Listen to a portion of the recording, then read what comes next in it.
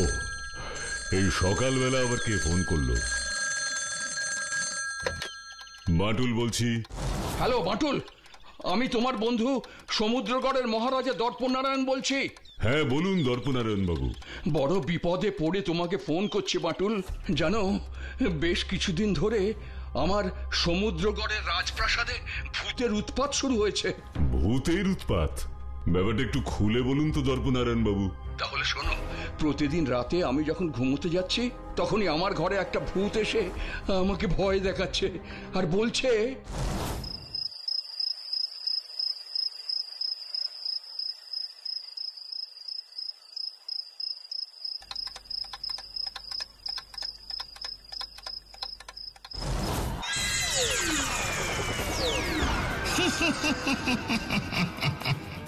ওঠ দর্পনারায়ণ, ওঠ।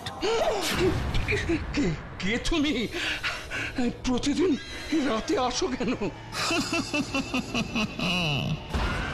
আমি তোর বাবার বাবা, তার বাবার বাবা মহারাজ নক্ষত্র নারায়ণ, এই সমুদ্রগড়ের প্রথম মহারাজা। আমি বারবার আসবো, আসতেই থাকবো, যতদিন না তুই এই সমুদ্রগড়ের রাজপ্রাসাদ ছেড়ে চিরদিনের মতন চলে যাবি। কেন আমি চলে যাব কেন? কারণ এই সমুদ্রগড়ে আমি আমার ভূত নগরী গড়ে তুলব, আর সেই ভূত নগরীর রাজা হব আমি। ভূত নগরী? হ্যাঁ, এখানে শুধু ভূতেরাই থাকবে, আর কেউ নয়।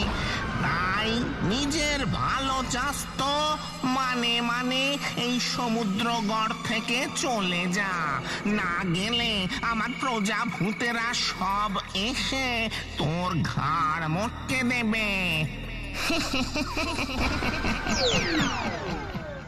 বাটুল, এবার তুমি এসে আমাকে এই ভূতের উৎপাত থেকে বাঁচাও। সে তো আমাকে বাঁচাতেই হবে।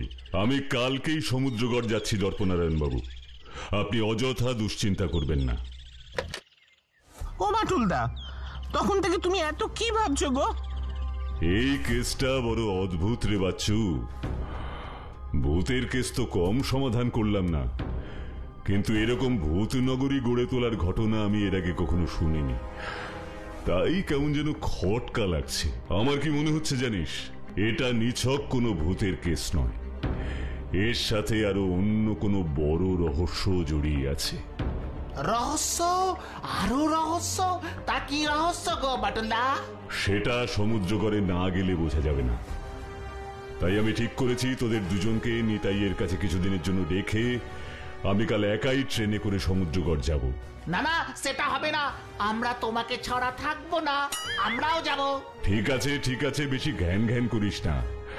মোটামুটি কেসটা একটু বুঝে নেওয়ার পর আমি তোদের ওখানে ডেকে নেব। এখন তাড়াতাড়ি তোদের হোমওয়ার্ক গুলো করে নে।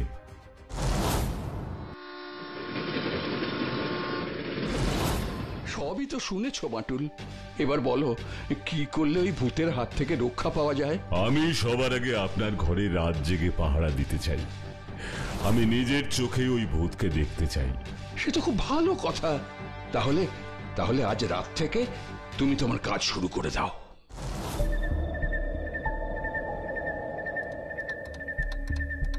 রাত 2টো বেজে গেল, এখনো তো ভূত বাবাজির আসার কোনো খবর নেই। কি অদ্ভুত ব্যাপার বলো তো বাটুল, তুমি আসলে আর ভূতের কোনো পাত্তাই নেই। কাল সারা রাতই আমি জেগেছিলাম, কিন্তু কোথাও কোনো অস্বাভাবিক ভুতুরে ব্যাপার আমার চোখে পড়েনি। তাহলে এখন তুমি কি বলতে চাইছো বাটুল? না, আমি এখনই কোনো রকম সিদ্ধান্তে আসতে চাইছি না, কারণ আমি আরো 3-4 দিন ব্যাপারটার উপর নজর রাখতে চাই। ঠিক বলেছ, হুট করে কোনো সিদ্ধান্ত নেওয়া বুদ্ধিমানের কাজ নয়। ও বাসু দাদা বাবু, ও বিশ্বু দাদা বাবু, আর দুটো নুসি তোমাদের দেব? না গো, আর লুচি লাগবে না নিতাইদা। কেন গো? কি হয়েছে গো তোমাদের? বাঁটুল দাদা বাবুর জন্য মন খারাপ করতেছে? তা করবে না, বলে গেল কেসটা একটু বুঝেই আমাদের নাকি সমুদ্র করে ডেকে পাঠাবে, কিন্তু দেখতে দেখতে 5 দিন হয়ে গেল, বাটুলদার এখনো কোনো খবর নেই। তাহলে কি এখনো বাঁটুলদা কোনো রহস্য সমাধানের পথ খুঁজে পায়নি?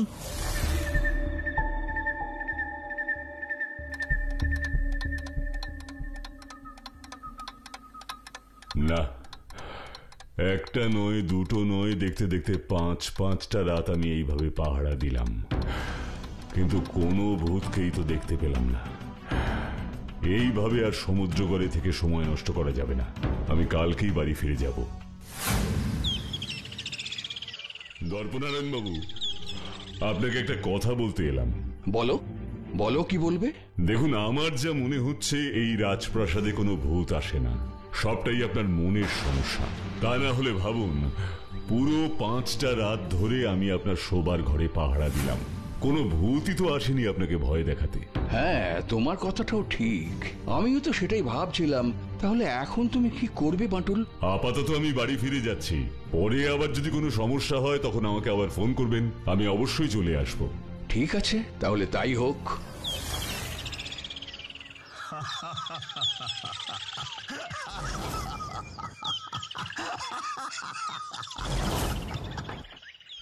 আরে, এ তো মন্ত্রী মশাই আর ওনার স্ত্রী। দেখলে গিন্নি, দেখলে আমার বুদ্ধির কামাল, দেখলে কেমন বোকা বানালাম ওই বাঁটুলকে। ভারী বড় গোয়েন্দা এসেছে, কিন্তু এই মন্ত্রের বুদ্ধির কাছে একেবারে কুপকাত। সত্যি তোমার বুদ্ধি আছে মানতে হবে। আমি তো ভেবেছিলাম বুঝি বাঁটুল এসে তোমার ওই ভূতের খেল ধরে ফেলবে। মন্ত্রীর ভূতের খেল মানে? আমাকে ব্যাপারটা ভালো করে শুনতে হবে। খেল ধরে ফেলবে বললেই কি আর ধরে ফেলা যায় গিন্নি? আমি ইচ্ছে করেই এই 5টা রাত ওই ম্যাজিক ভূতকে রাজামশাইয়ের ঘরে পাঠাইনি। ম্যাজিক ভূত পাঠাওনি কেন? আরে বাবা, যাতে বাঁটুল ওই ভূত দেখতে না পায়। ও তো দেখলেই আমার চালাকিটা ধরে ফেলবে। ঠিক, ওর যা বুদ্ধি। কিন্তু ওই বুদ্ধি দিয়ে আর হলো কি? ভূত দেখতে না পেয়ে ভাবলো বুঝি সবই হলো রাজামশাইয়ের মনের সমস্যা। আর দেখো, আমি যেমন ভাবে ওই বাঁটুলকে ভাবালাম, ও তেমন ভাবেই সব ভেবে কেমন বোকার মতন বাড়ি ফিরে গেল। এবার আমি রাজামশাইকে আবার এমন দেখাবো যে উনি একেবারে এই রাজপ্রাসাদ ছেড়ে পালাবে। আর তারপর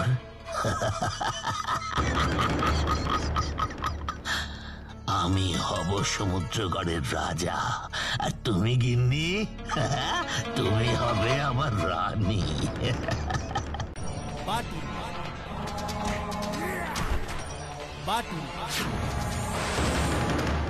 কিন্তু আপনার সেই ইচ্ছে যে কোনোদিনই পূরণ হবে না মন্ত্রী মশাই। এ কি বাঁটুল, তুমি কি ভেবেছিলেন আমি চলে গেছি? না, আপনার মতন শয়তানের মুখোশ না খুলে আমি কখনোই যাব না। চলুন, সব সত্যি বলবেন, চলুন। এই, ছাড়ো ছাড়ো ছাড়ো বাঁটুল আমার। রাজামশাই, রাজামশাই। এবার মহারাজকে সব সত্যি কথা বলুন মন্ত্রী মশাই। মহারাজ, এই বাঁটুল আমাকে দিয়ে জোর করে বলাতে চাইছে যে আমি নাকি চালাকি করে আপনার ঘরে ভূত ঢোকাতাম, আপনাকে ভয় দেখানোর জন্য। মানে এসব আপনি কি বলছেন? আমি তো কিছুই বুঝতে পারছি না। আমি আপনাকে সব বলছি দর্পনারায়ণ বাবু। আমার বুদ্ধির কামাল দেখলে কেমন বোকা বানালাম ওই বাঁটুলকে। ভারী বড় গোয়েন্দা এসেছে। আমি ইচ্ছে করেই এই 5টা রাত ওই ম্যাজিক ভূতকে রাজামশাইয়ের ঘরে পাঠাইনি। না না না, এসব মিথ্যে রাজামশাই। বাঁটুল যা বলছে সব মিথ্যে মিথ্যে। এবার আমি আপনাকে আসল সত্যিটা বলছি। কি সত্যি? তাহলে শুনুন মহারাজ, পাহারা দেবার নাম করে বাঁটুল আপনাকে ঠকিয়েছে রাজামশাই। পাহারা দিলেও ওর আসল লোভ ছিল আপনার হাতের ওই নীলকান্তমণির আংটির উপর। সেই আংটি নিয়ে ও পালাচ্ছিল, কিন্তু আমি ধরে ফেলি। তাই আমার নামে আপনার কাছে বানিয়ে বানিয়ে মিথ্যে কথা বলছে এখনো, যাতে আপনি আমায় অবিশ্বাস করেন। কি সব উল্টোপাল্টা বলছেন মন্ত্রী মশাই? আংটি তো আমার হাতেই। কি আমার হাতের নীলকান্তমণির আংটি কোথায় গেল? কে নিল আমার আংটি?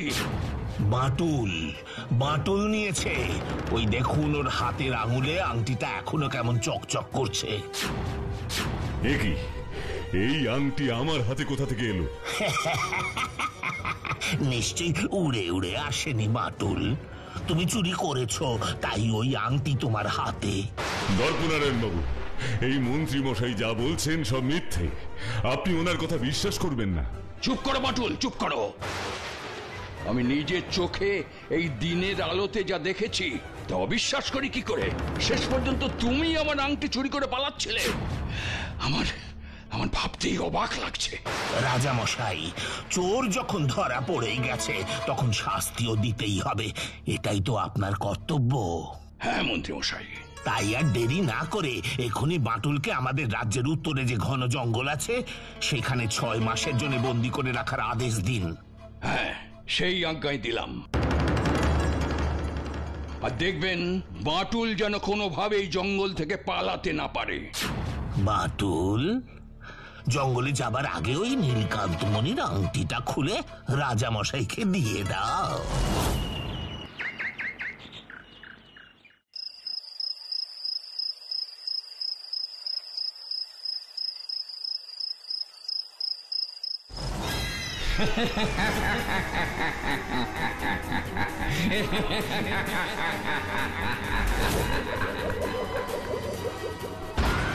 কে তুমি? আমার জঙ্গলে ঢুকে আমাকেই প্রশ্ন করছিস কে আমি? আমি কালচণ্ডী, এই জঙ্গলের ব্রহ্মদৈত্য। তুই কে? আমি বাটুল। বাটুল হোস আর যেই হোস, এক্ষুনি আমার জঙ্গল ছেড়ে চলে যা। না, আমি যেতে পারবো না। তোর এত বড় সাহস, তুই কালচণ্ডীর মুখের উপরে কথা বলিস? শোন, এই জঙ্গলে থাকতে গেলে তোকে একটা শর্ত পূরণ করতে হবে। কি শর্ত? তোকে আমার সাথে পাঞ্জা লড়তে হবে। আমাকে পাঞ্জায় হারাতে পারলে তুই এই জঙ্গলে থাকবি, আর যদি হেরে যাস তাহলে আমি তোরে ঘাড়ে মটকে দেব। আমি তোমার এই শর্তে রাজি কালচণ্ডী।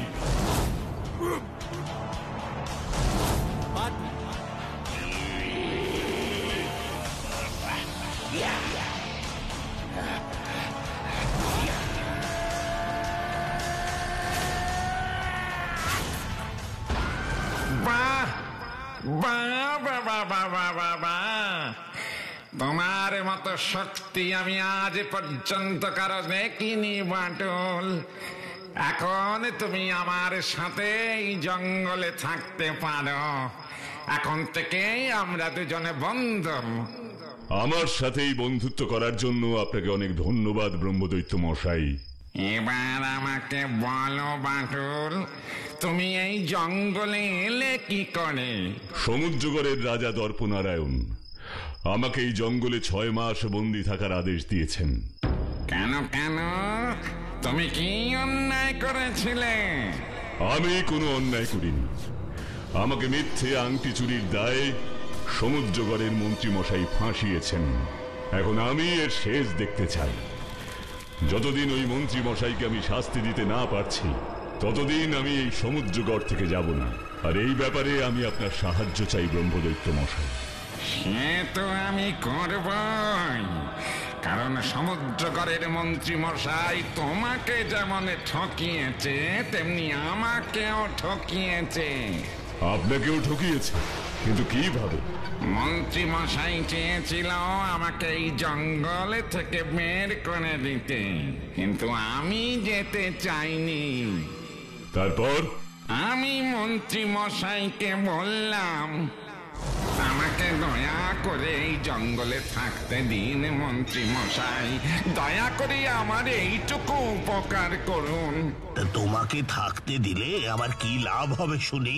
এমনি এমনি তো আমি কারো উপকার করি না ব্রহ্মদৈত্য মশাই। না না না, এমনি এমনি আপনাকে আমার উপকার করতে হবে না। আপনি যদি আমাকে থাকতে দেন তাহলে আমি আপনাকে আমার অনেক জাদু শিখিয়ে দেব। সত্যি বলছো? তুমি আমাকে জাদু মানে ম্যাজিক শেখাবে? ব্রহ্মদৈত্য কখনো মিথ্যে বলে না মন্ত্রী মশাই। তাহলে তুমি এই জঙ্গলেই থাকবে, কিন্তু এই কথা শুধু জানবো আমি আর তুমি, আর কেউ নয় ব্রহ্মদৈত্য মশাই, এমনকি রাজা মশাইও নয়। তারপর আমার কাছ থেকে জাদু শিখে সেই জাদুকে খারাপ উদ্দেশ্যে ব্যবহার করছে ওই মন্ত্রী মশাই। এবার বুঝেছি, ওই রাজা মশাইকে ভূত দিয়ে ভয় দেখানো, রাজা মশাইয়ের আঙুল থেকে আংটি বের করে আমার আঙুলে পরিয়ে দেওয়া, এসবই মন্ত্রী মশাই করেছে আপনার শেখানো জাদুর সাহায্যে। তুমি একদম ঠিক ধরেছ বাটুল, কিন্তু এবার ওকে ওর অন্যায় কাজের জন্য শাস্তি পেতে হবে। আরে শাস্তি দেব আমার জাদু শক্তি নিয়ে। কিন্তু কিভাবে? সব বলছি, মন দিয়ে শোনো।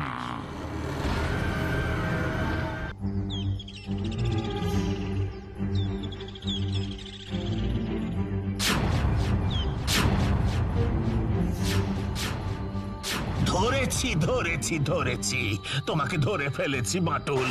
তুমি জঙ্গল থেকে তোমার শাস্তির মেয়াদ ফুরোনোর আগেই পালিয়ে এলে।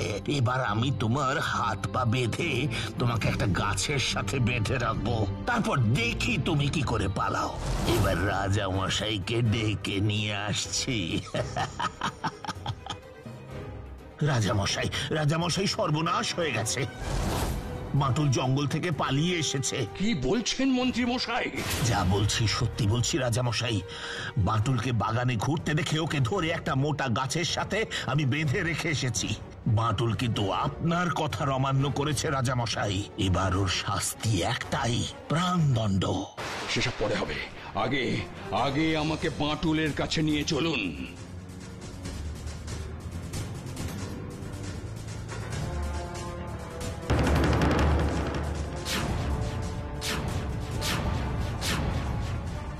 মন্ত্রী মশাই, তাই তো, বাটুল গেল কোথায়? আমি তোকে কিছুক্ষণ আগে এই গাছের সাথে দড়ি দিয়ে আটকে রেখে গিয়েছিলাম। রাজামশাই, এ নিশ্চয়ই বাটুলের আবার নতুন কোনো চালাকি। ও এখানেই কোথাও লুকিয়ে আছে। বাটুল এই রাজপ্রাসাদে কোথাও লুকিয়ে আছে নাকি ওই জঙ্গলেই আছে সেটা প্রমাণ করার আমি ব্যবস্থা করছি। আমি এক্ষুনি সিপাহীদের জঙ্গলে পাঠাচ্ছি ওই বাটুলের খোঁজ নিতে।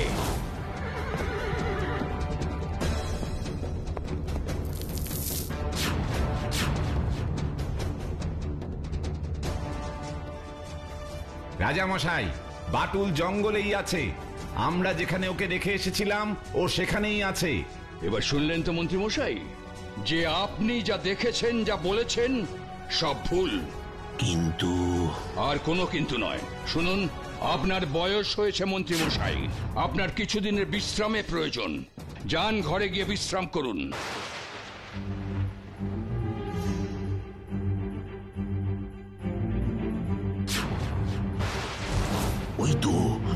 ওই তো বাটুল। আমি আবার বাটুলকে দেখতে পেয়েছি। রাজামশাই দেখবেন, আসুন, আমার ঘরে আবার বাটুল এসেছে। কোথায় বাটুল মন্ত্রী মশাই? এক্ষুনি এখানেই ছিল, গেল কোথায়? না, এখানে কোনো বাটুল নেই। বাটুল আছে জঙ্গলে। আমি কি করব রাজামশাই, আমি সত্যি বলছি। রাজামশাই, সরুন, বাটুল আপনার পেছনে, আমাকে দেখে হাসছে। ওই তো। কই, এখানে তো কোনো বাটুল নেই মন্ত্রী মশাই। যা দেখছি, এবার আপনাকে জেলে রেখেই চিকিৎসা করতে হবে। সিপাহীরা, তোমরা মন্ত্রী মশাইকে জেলখানায় নিয়ে যাওয়ার ব্যবস্থা করো। রাজা মশাই, মন্ত্রী মশাইকে কোথাও নিয়ে যাওয়ার দরকার নেই। উনি যা দেখেছেন, যা বলেছেন সবই ঠিক। এসবই আমি করেছি মন্ত্রী মশাইকে শাস্তি দেওয়ার জন্য। মন দিয়ে শুনুন। আমি কালচণ্ডী, আর এই ব্যাপারে আমি আপনার সাহায্য চাই ব্রহ্মদৈত্য মশাই। তুমি আমাকে জাদু মানে ম্যাজিক শেখাবে? তাহলে তুমি এই জঙ্গলেই থাকবে, কিন্তু এই কথা শুধু জানবো আমি আর তুমি, এমনকি রাজামশাইও নয়। তার মানে সবই হয়েছে ওই কালচণ্ডী ব্রহ্মদৈত্যের শেখানো জাদুবিদ্যার জোরে। এমনকি তোমার সাথে আমার নীলকান্তমণির আংটিটার হাত বদল হয়েছিল ওই জাদুর ফলে। হ্যাঁ রাজামশাই, কিভাবে হয়েছিল এবার দেখুন। এই দেখুন, আপনার আংটি আমি কেমন মন্ত্রী মশাইয়ের জোব্বার পকেট থেকে বের করলাম। এবার আমার কাছে সব পরিষ্কার হয়ে গেল বাটুল। ছি ছি ছি মন্ত্রী মশাই, আপনার জন্য আমি আমার বন্ধু বাটুলকে সন্দেহ করেছি, ওকে শাস্তি দিয়েছি। এবার সেই একই শাস্তি আমি আপনাকে দেব। আমি এক্ষুনি আদেশ দিচ্ছি, মন্ত্রী মশাইকে ওই ঘন জঙ্গলে নিয়ে গিয়ে 6 মাসের জন্য বন্দি করে এসো। মিথ্যে দিয়ে কখনো সত্যিকে ঢেকে রাখা যায় না, সত্যি একদিন বেরিয়ে আসবেই, কি তাই না?